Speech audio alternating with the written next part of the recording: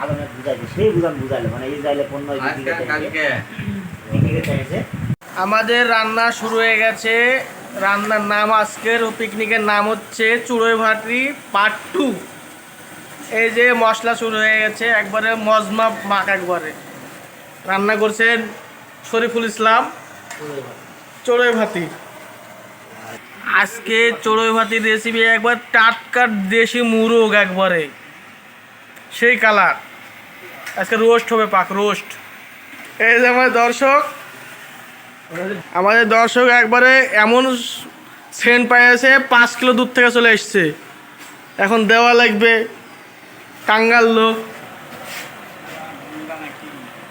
টাটকা মাংস একবারে। রান্না কাজ চলছে, আমাদের ভাত একবারে কমপ্লিট।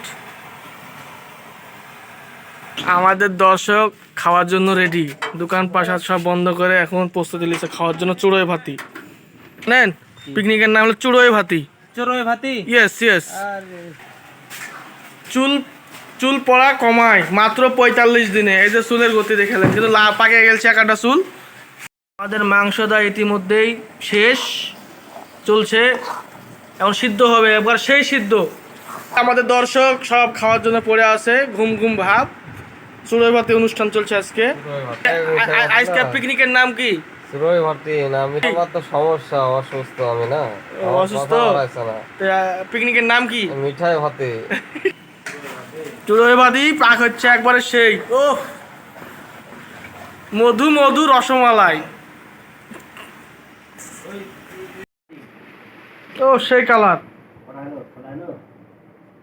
ছড়াই তো দেখছি খালি রান।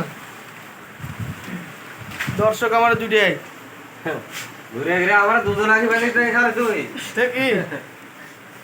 একটা বাড়া দর্শক এই যে খাইয়ে দে সব ইসরায়েলি পণ্য। আলমে বুঝাইছে, সেই বুঝাইলো মানে ইসরায়েলের পণ্য চাইছে। আলম বলছে ভাই এটা দিচ্ছে না, এখন মোবাইল